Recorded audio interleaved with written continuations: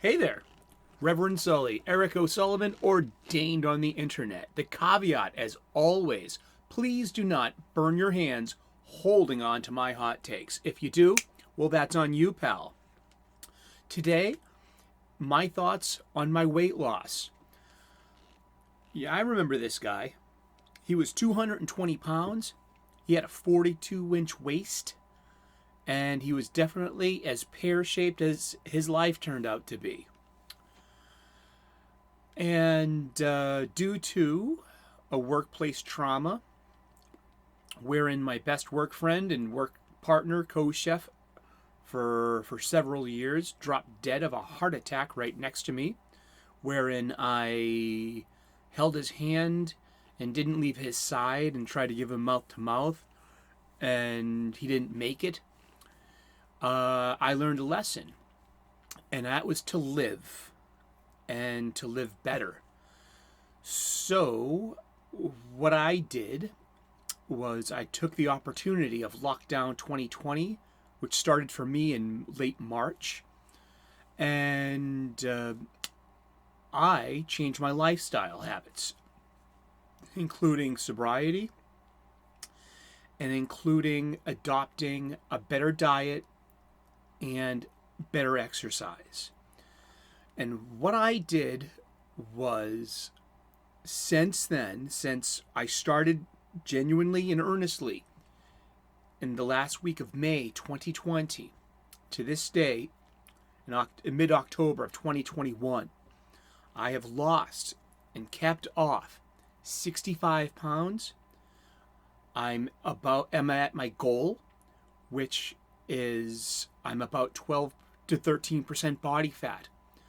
I'm between 155 and 160 pounds, and this is where I want to stay. I'm also fitting in to 30-inch pants. 32-inch pants are just a little bit too big. 30s fit just right. And it's a little scary because I was never this small, not even in high school. I was always a chunkier kind of guy. I'm blessed to have a 42-inch chest, a 16-inch neck, and now I have a 30-inch waist. So I have, one of those superhero proportions, I guess. How did I get here? How did this happen? It took paying attention to all the calories that I was intaking. I got great hacks from YouTube. You should check out Jeremy Ethier. His hacks were amazing, especially when it came to visualizing food and how to substitute bad foods with good foods, things that will fill you up, that were low on calories. So I achieved the caloric deficit. I was expending more calories than I was eating.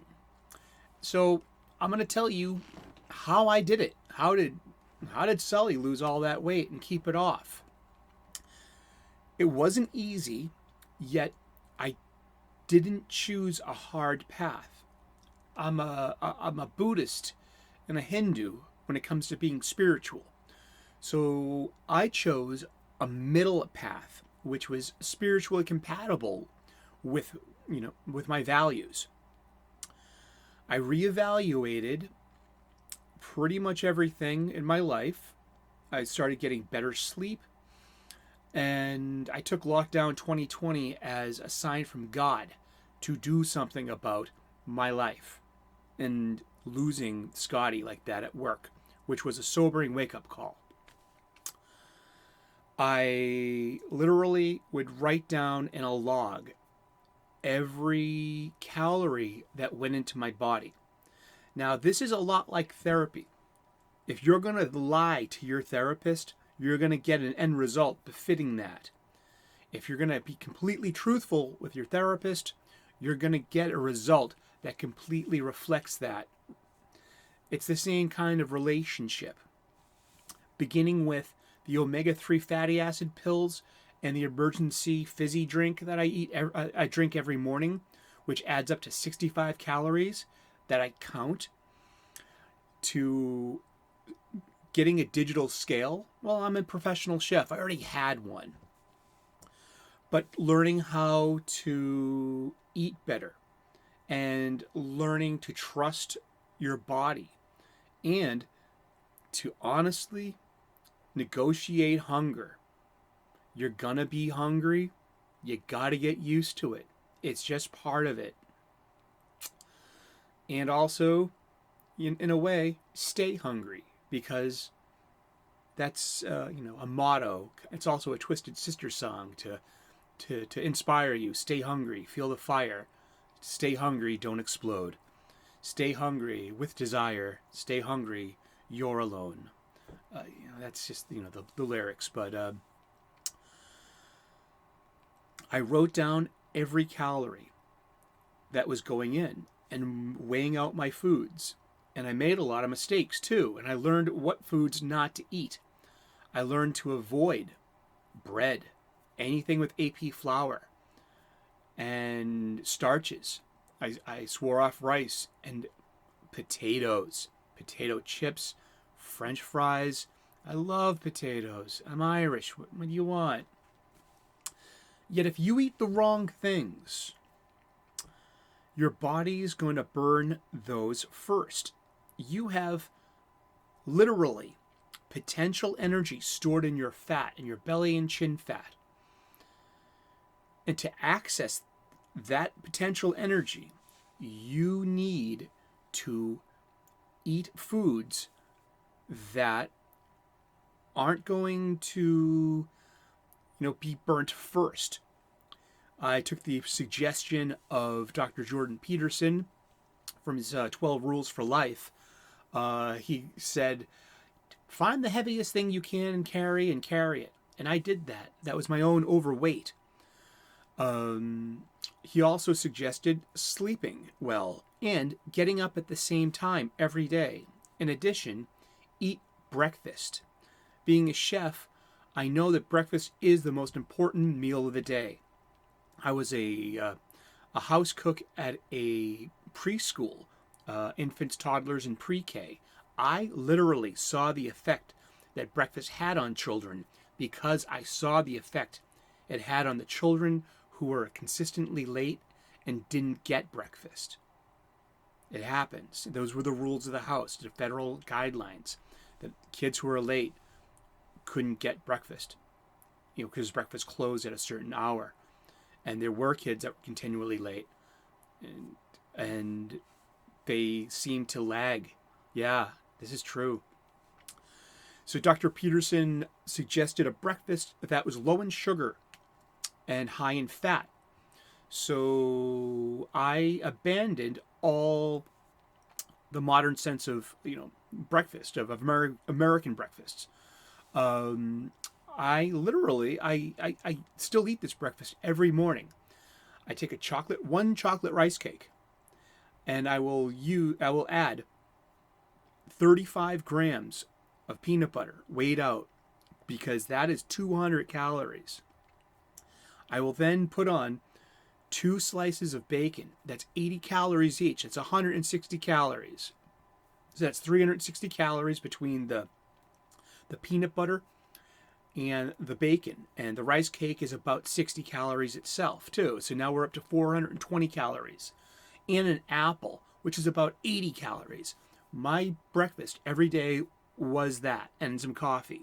I would count on a 500 calorie breakfast, and let's add on 70 calories for the omega-3 fatty acid pills and my emergency fizzy drink.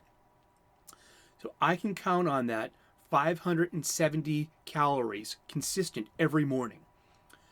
I literally made the conscious choice to skip lunch. This is an adjustment period, sure, but this is where you let the body do its work to find the energy that you have residing in your fat stores. And to burn that energy, to burn that fat, you need to shepherd your body into that direction. I then would have a decent supper. I learned that using metric helps. It's a really good shorthand. I would eat say not more than 300 grams of chicken or pork, because it's an easy shorthand. Chicken and pork, 2 calories per gram, and the math is easy. Beef is 3 calories per gram. You can literally eat 1/3 more of a portion of chicken and pork than beef. So I kind of didn't eat a lot of beef, and I just stuck to chicken and pork. I had glorious crispy skinned chicken thighs and pork ribs. And you got to count the calories of the sauce that you use as well. I switched to Stubbs barbecue sauce because it contains all real sugar, no high fructose corn syrup. And you weigh out how much sauce you put on there, and there's your another 50 to 100 calories. Frank's hot sauce, 0 calories. It's just high in sodium, so there is a balance there. But I ate a lot of Frank's hot sauce as well. And I swore off AP flour, pizza, pasta, sandwiches, breads, and rice and potatoes to get my body to burn the fat, because I wanted to lose my chin fat and I wanted to lose my belly fat. That was important to me. That was my goal.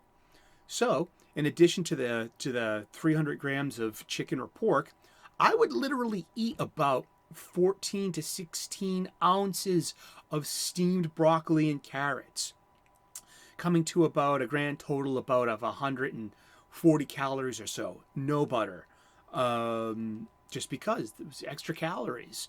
A pat of butter is 50 calories. 2 pats of butter is 100 calories. It's all math. I've never been this good at math. This has actually created a better sense of budget and a respect for budget, because that is exactly what I was doing, was budgeting. So my everyday supper would be about less than 800 calories. But I do have a sweet tooth and I get hungry at night.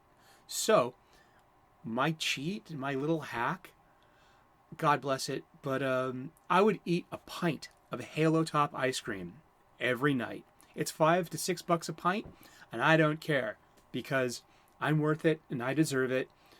And but Halo Top is a great hack. It's made with, again, real sugar, no high fructose corn syrup, and the pint of ice cream itself would be between 270 and about 400 calories for the entire pint. And also, I would put in a banana.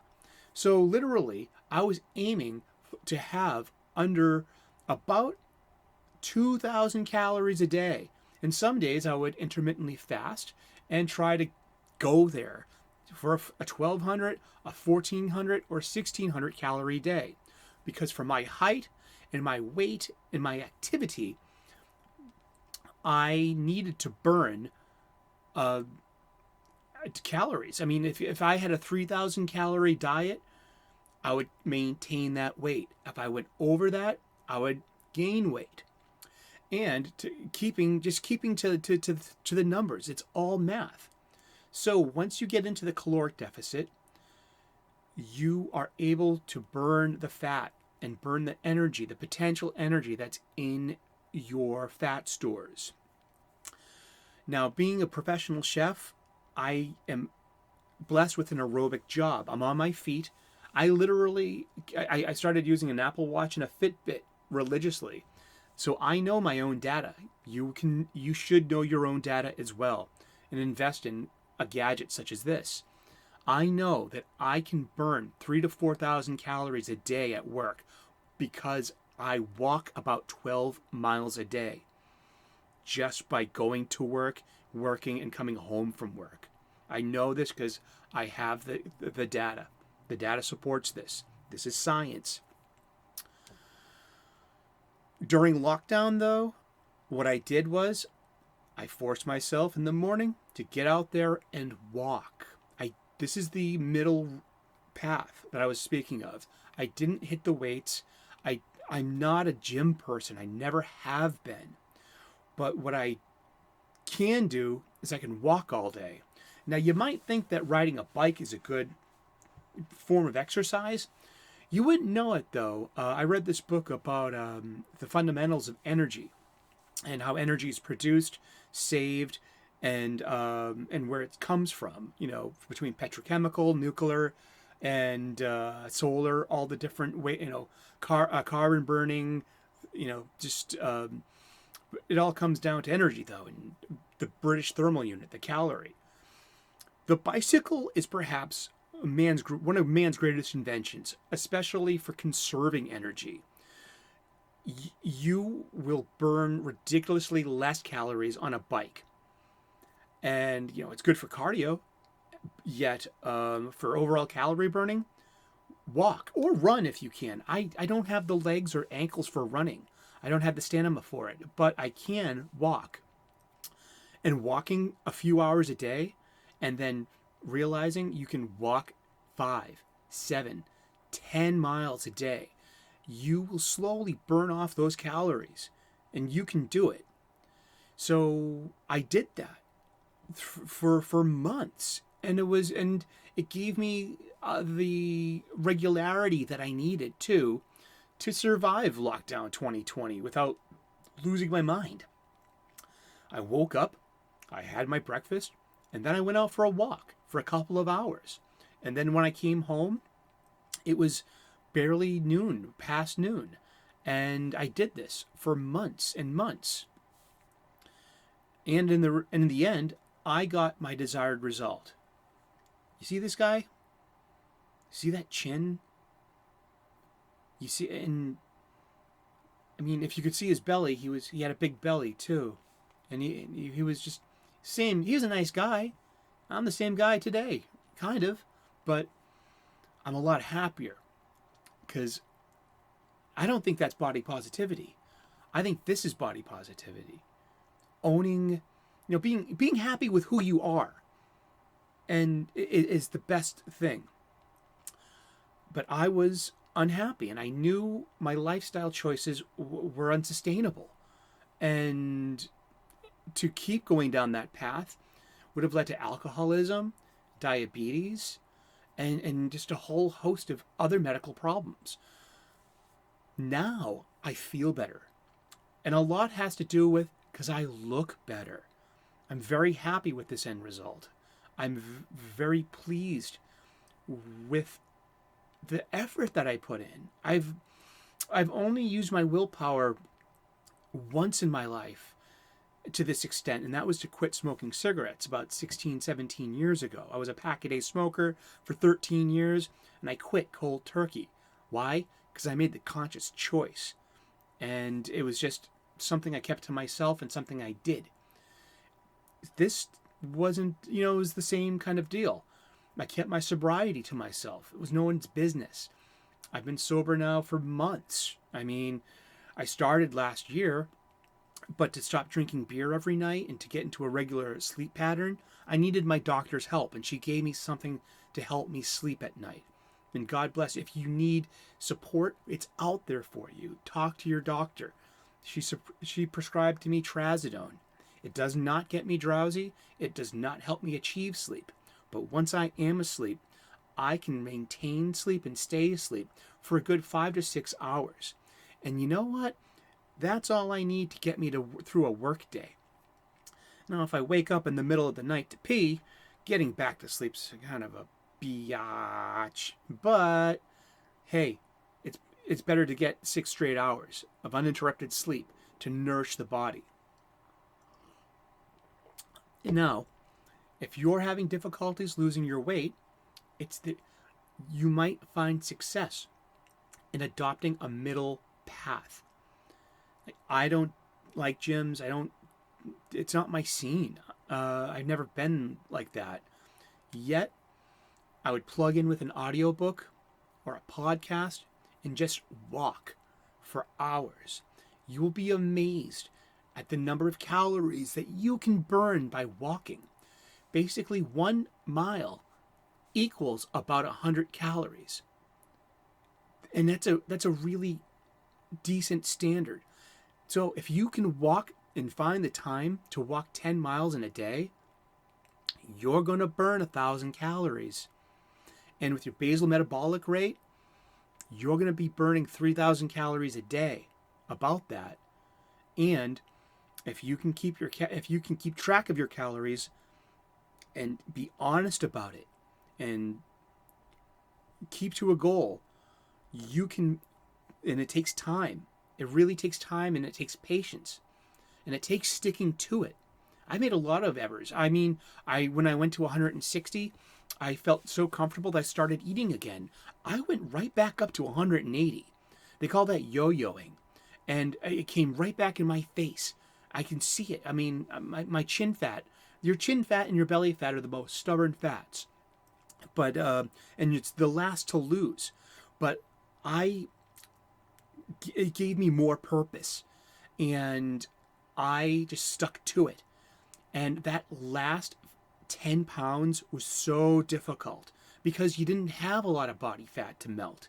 But I was still not pleased. I still had a bit of a paunch. I still had a bit of a chin. And now I'm in my zone. I'm between 155 and 160 pounds at 5'9" for a 49-year-old man. I mean, I'm entering the next phase of my life. I need to not go into this with bad habits and a bad body. Now is the time to build up muscle mass. And so I can go into my older years, into my golden years, a healthier human being. And I'm very happy with the result. And I hope I've said something today to inspire you and to get you started on your middle path, and that you can do this. If you're having problems with your weight, you can do this. You really can. You can do anything you set your mind to. I know it's hard. It is hard. And sticking to it is the hardest thing. But you can do this. I did. So can you. Thank you so much for tuning in today. I know this is a longer video of mine. God bless you. Namaste. I mean, if you have any questions, leave them in the comments section. I will answer you. Give me a thumbs up if you like this content. Give me a thumbs down if you think my views on body positivity are whack. I just don't see myself as being body positive when I was 220 pounds. I was happy because I was content to work, come home, drink beer, and eat a sandwich and just, putt through life. Now I have greater gratitude, and now I have a greater purpose. And part of that purpose is to live life better, and it's possible. And give me a subscribe if you can. I make positive pop culture content. I also go on occasional rants because that's just called being balanced. I'm spiritual. I'm a theologian. So I talk about spirituality. I'm also a professional chef. I've got hacks for you to improve your home cooking game. And that's all I have for today. Thank you for tuning in and hanging in this long. And you have a great day. Thank you.